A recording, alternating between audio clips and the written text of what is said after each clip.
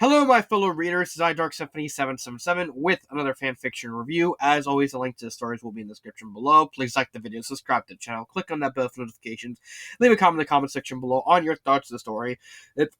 This is my opinion. My opinion is not indicative of the world, so please respect that. So, I have two stories I'm reviewing today. The first one is What is Love by Serena Potter Sailor Moon. That is a mouthful. It is a Batman fan fiction because everyone loves Batman. Who doesn't love Batman? So let's just get into it. Also, if I sound off, I actually have a very stuffy nose right now, so bear with mine. I'm gonna probably if that's it explains why I probably sound completely off. So let's get started with this story. So what is the plot? Well, the plot actually starts with Harley Quinn nursing a black eye. Basically, she got beat up by Joker again, because that's like their whole thing. And Harley is blaming herself for the whole situation. And so what she does is she takes her car, she's leaving, Joker ignores her, and goes to Poison Ivy's house. And Poison Ivy basically takes her in. It's like, you can stay here as long as you want. And try and get your life back on track. Ivy's basically giving Harley an out. So it's like, as long as you leave him forever and try and make something of yourself, I'll let you have this. Harley decides to take the advice and tries to turn over a new leaf. So, more or less, this is where I actually want to start my first criticism of the story. It's the fact that this story is based off the Batman animated series cartoon, but it's just comics. You see the problem? There's a cartoon section elsewhere on the site. That there's even a Batman the animated series section. Why didn't you just put it there? This is not even a criticism because this is still Batman, so it's not.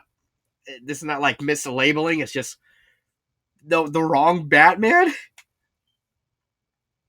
But it's still Batman. It's Batman, but it's not Batman because he's Batman. Always be Batman. So that's that with that little tangent. On with the plot. So Harley tries to basically try and turn over a new leaf again. She looks for job. She basically cleans herself up. She waits for her eye to heal. She runs into Bruce Wayne, who is Batman because he's always be Batman. Harley doesn't know. Harley tries to apply at jobs. However, nobody trusts her because of the fact that she's Harley Quinn. Until she goes to Wayne Tech. And she basically, she kind of walks up. It's like, I want to secure an interview, see if I get a job. She's like, my last chance, please. She talks to Bruce Wayne. It's like, well, I have a secretary job. I'll take that, please. Please, let me take that, please. It's like, all right, you can have it. So Bruce Wayne takes Harley Quinn as his secretary. She basically loses the accent. She dyes her hair. She actually dyes her hair black and all that. And she actually starts to like having the humdrum of monotony again. Eventually, she starts to fall in love with Bruce Wayne. She doesn't know she doesn't know he's Batman. However, Harley Quinn decides, I still want to do this crime stuff, but instead of being on the bad side, she wants to be on the good side and fight crime. So she asked thanks to Ivy and a random girl named, I think, oh my god, because the stupid Wi-Fi thing. Crud. Let me. Okay, I found the name. Thanks to thanks to Ivy, who basically housed her and told her it's like, stop being evil. And this girl named Lucina, who basically acts as Batman's Lucius Fox. Lucina is a play on Lucius. Who also designs like all his.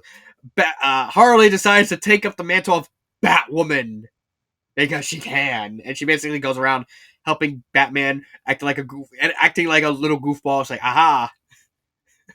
We even get like a little moment. It's like, who are you? I'm Batwoman. and all that. Eventually, Joker does find out. He kind of gets mad over the fact that he can't bully Harley anymore, and Harley also gets in a relationship with Batman. He was dating a girl named Veronica Vreeland.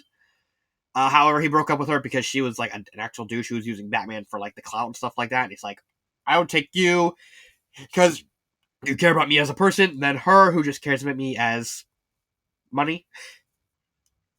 Joker pulls his manipulation stuff with Veronica, turns her into like a little Joker clone sort of thing. Not as absolute as Harley, but close enough. And then decides, well, Harley is dating Bruce Wayne, but I'm gonna hunt down Bruce Wayne and see where she is. Meanwhile, Harley and Bruce team up to fight Bane. Bane manages to do a partial break on Batwoman's back, on Harley's back, and so she technically has to recover in the Batcave. And it gets to the point where like Bruce, where since like Batman's being like considerate and not taking off the mask, he doesn't know it's Harley, so Bruce starts to panic and realizes Joker probably kidnapped Harley. No, I'm going to kill him. And we get a little hilarious moment where like Joker busts into the mansion, into Bruce's mansion. Like, hello, Brucey. Where's my girlfriend? Huh?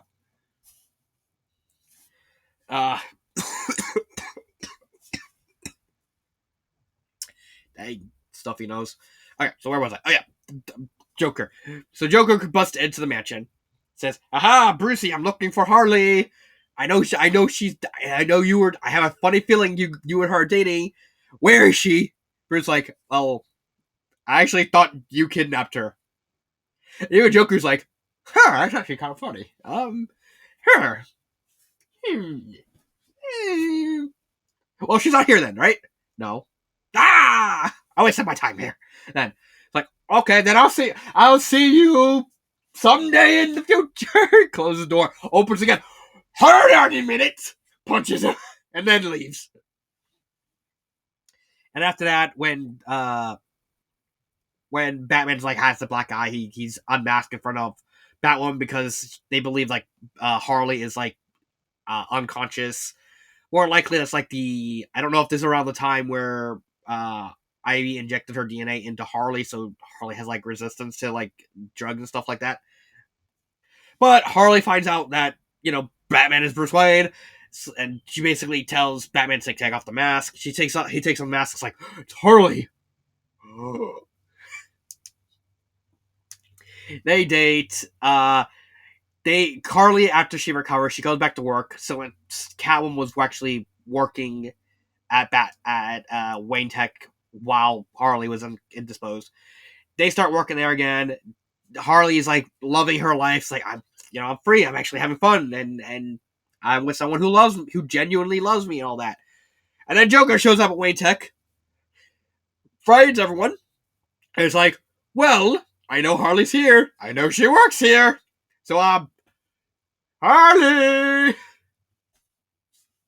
No one. No one see Harley. All right, I know she's here today. You count to 3, and I'll shoot this woman. Harley, 1. I have a son and kid. 2. Oh, single mother.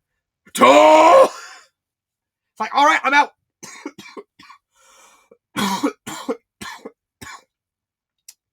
Harley gets kidnapped by the Joker. Batman gets pissed. They find out that Vonnie was Veronica Freeland, who kind of actually became obsessively in love with Batman. Joker starts torturing Harley, about to kill her, when Veronica, just realizes that she's kind of gone too far and jumped on the Joker. He kind of does Joker things, pulls out a gun, Batman shows up, does a smoke screen, Joker fires a shot, and then Joker gets arrested. Veronica actually dies, and they have a little funeral and all that. And there's even a sequel hook where like Ivy's actually considering just going to the good side. It's like, well, if you're good now, maybe I should maybe I should stop doing all this bad stuff too. Maybe open my own botany. I could be a botanist. Ooh, yes, very nice. So, but that is more or less the plot. Everyone kind of has a happy ending. Harley is living with Bruce now. They're both teaming up as Batman and Batwoman. Because always be Batman. Unless you're brave and the bold Batman, then you have to eat nachos. And everyone knows Batman does not eat nachos. Batman does not eat nachos. So, I think the plot is very, very basic. It is like a decade old at this point, but even then, the story is very, very rough. And this is gonna be, and spoiler, I'm not recommending the story because of how rough it is. There is a ton of issues with this story. First one being, for a Harley Quinn centric plot that relies on both the Joker and Ivy, the fact that Joker is like barely there in the story kind of throws a wrench in the plot, because the whole plot revolves around Harley getting her own life, basically redeeming, basically going on her, basically course correcting herself on her own. She gets some like little nudging from Ivy and later Bruce Wayne, but for the most part, she's doing this on her own. No therapy, no legitimate help from anyone. She just wants to try again. Ivy's barely a factor. She does show up more than Joker, but the fact that the whole point of her redeeming herself is because Ivy was the one who kind of moved her the right way. And Ivy more or less just plays like a matchmaker with Harley later in the story. It's like, ooh, you and Bruce? Have you two had sex yet? Ivy, why? It's a legitimate question. Did you have sex? No, I'm waiting for marriage. Oh. What about you? I mean, I lost my virginity in high school. Ew, what? It was worth it. Worth it.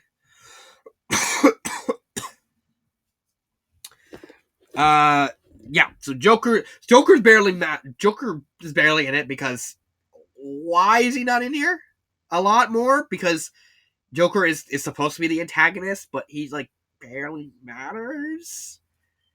Because again, Joker was abusing Harley. I don't know. And then there's the fact that Batman, we don't really get much mindset into Batman or Harley. Harley kind of, because the story focuses exclusively on Harley. We do get some moments back where like it doesn't focus on Harley, but like 90% of the story focuses on Harley. Uh there's not really a lot in terms of character development. We have Bruce Wayne, he's trying to be a nice guy, realizes that Harley is like he realizes that she's trying, so it's like, I'm gonna give you a shot. If you're not, then you're going back to Arkham, and even recognizes Ivy's kind of helping him, but it's like, well, Ivy's not really doing anything now, so it's like, I'll let it slide. As Batman, I'll let it slide. But outside of that, I will say this, I do like Ivy's and Harley's interactions. They seem like those are really well done. That's literally the extent of the characters. The fact that these two characters are written pretty well when they're together. But Harley by herself is really, really bare bones and doesn't really have a lot to work with. Same thing with Ivy by herself, Joker, Veronica, Selina, Batman. That's the other thing. There's too many characters for such a short story. I think it should have been longer and a little bit more in depth what you're trying to do. That's just me. Grammar error? Oh boy, there's a lot of grammar errors. There's sentence interruptions. There is half of the time when the author writes the names of characters, doesn't capitalize them. With like Ivy, I can understand, because like Ivy's also not like, Ivy's both a name and a not name, so I kind of see that one coming. But the fact it happens all the time is such a ridiculous thing. There is like misspellings, like you can see right here. I know this is technically pedantic because because it is kind of spell because Harley kind of spells pudding like without the G.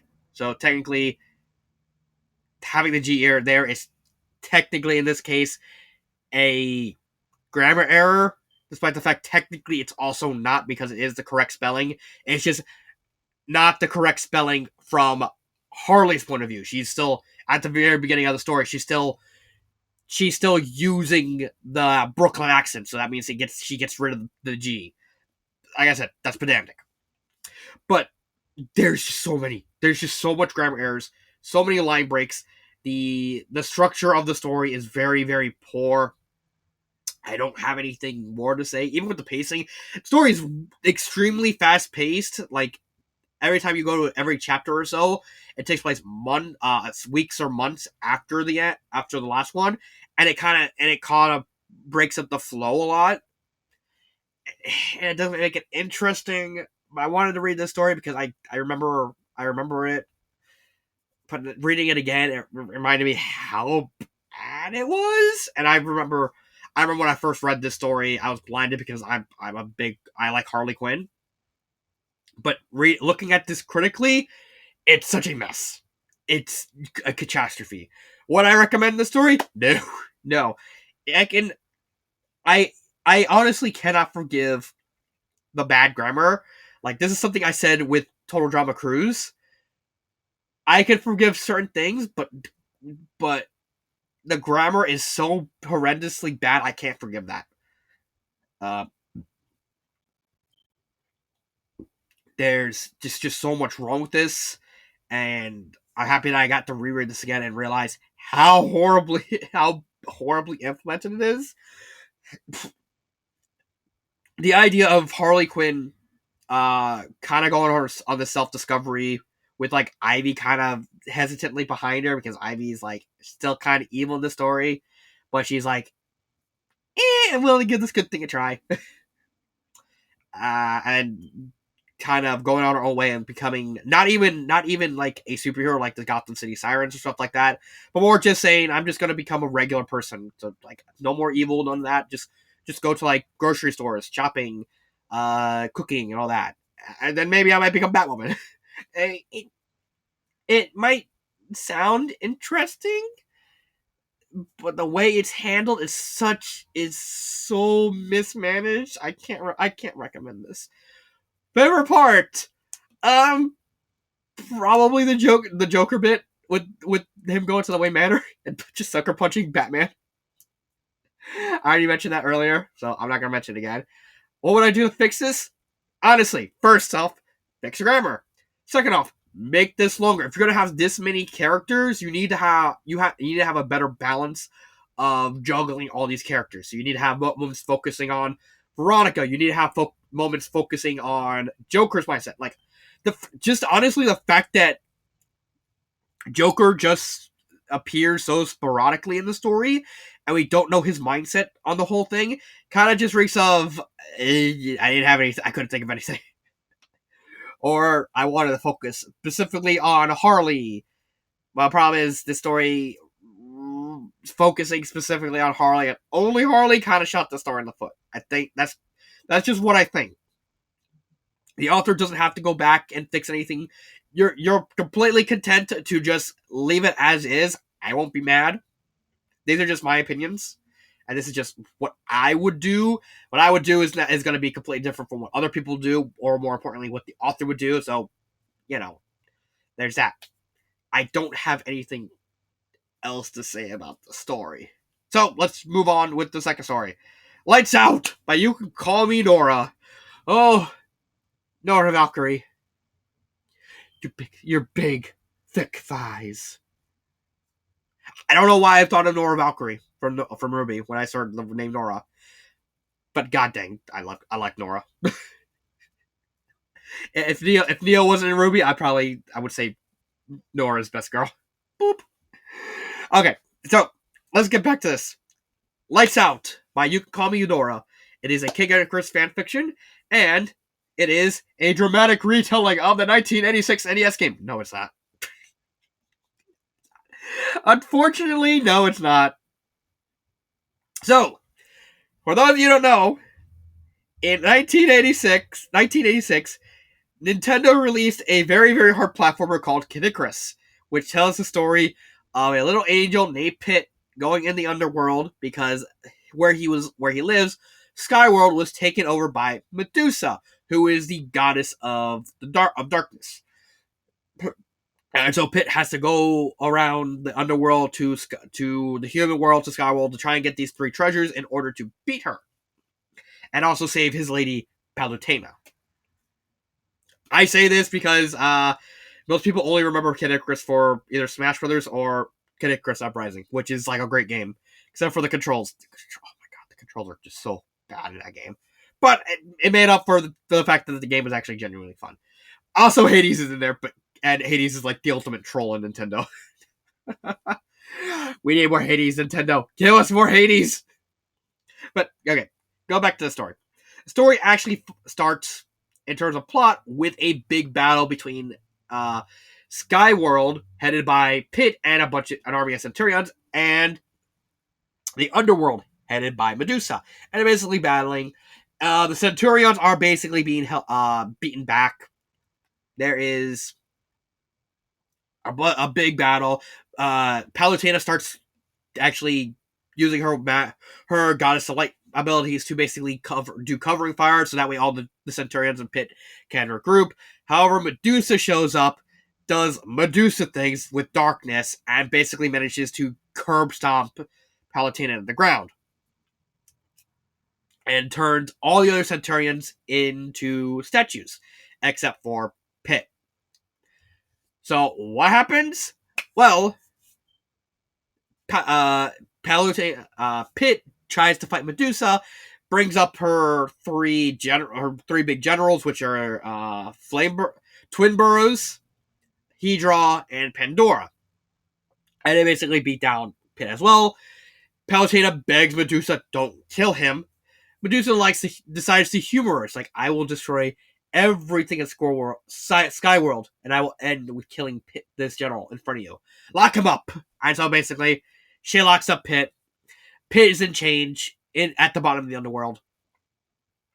Palutena starts to communicate with Pit at the very bottom, says that you're the only one strong enough to defeat Medusa, but you got to get the three secret treasures. And there's a guard outside. He's like, "Hey, look at him! Stop! Open the door! Don't stop talking." However, Palutena gives Pit the energy of continues basically incorporating the fact you have unlimited lives in Kid Icarus into the story. It's like, as long as your will is stronger than the people you're fighting's will to kill you, you will keep reviving. And he's like, "Oh, well, we can do that." And so she helps him out. She gives him enough energy. It gives him like a little dinky wooden bow. And basically it's like, well, okay, so I gotta get out of here. Well, here I am, locked up in this room, guarded by a big smelly guard who smells. All right, that's it. I'm gonna kick your ass. Gotcha. And basically kills the guard.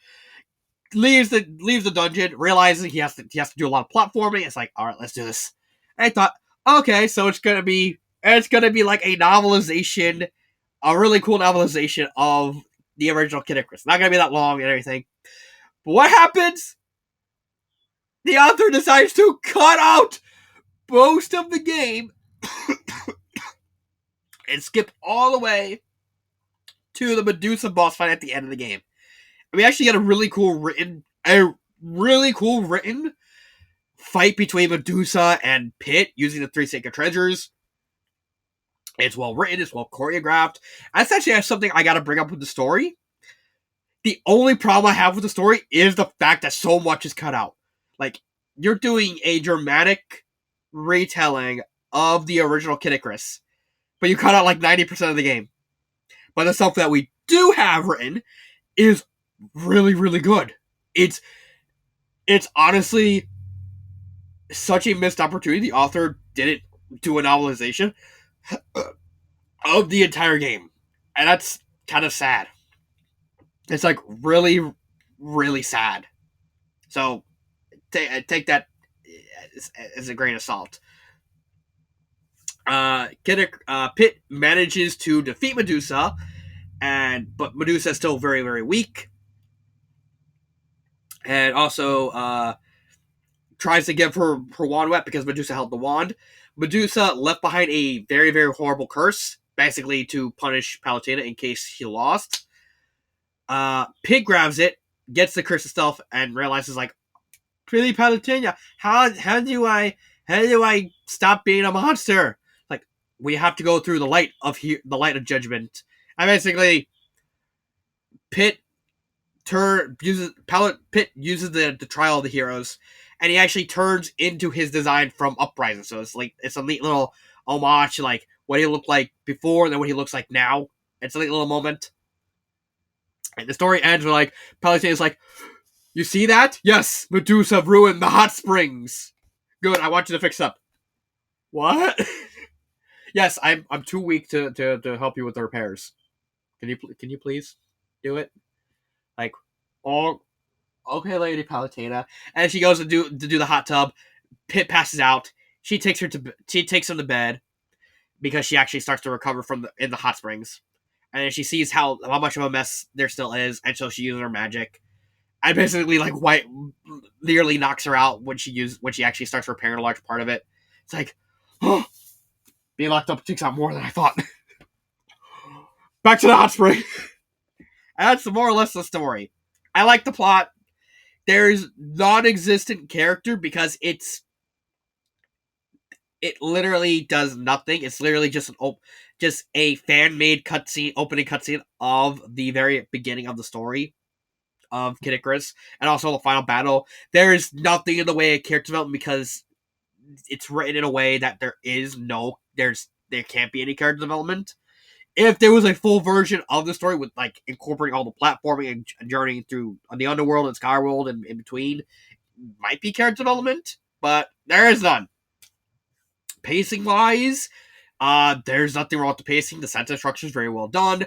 It has that it carries the vibe of like you're watching a animation in like the style of Kid Icarus Uprising. And like I said, I love Kid Icarus Uprising minus the controls. And it's very, very immaculate and very well done. In terms of grammar error, there's like I think there's actually one grammar error in like the beginning of the fight between him and Medusa, where hold on, let me actually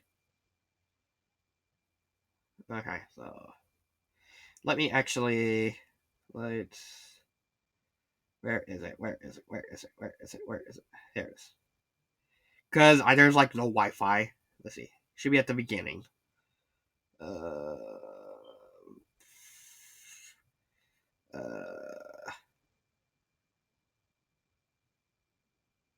yeah, I don't know specifically where it is, but I know it's somewhere in chapter 3. But the author inadvertently adds the word "still" to like one of the sentences. He probably didn't need to do that, but he accidentally does it.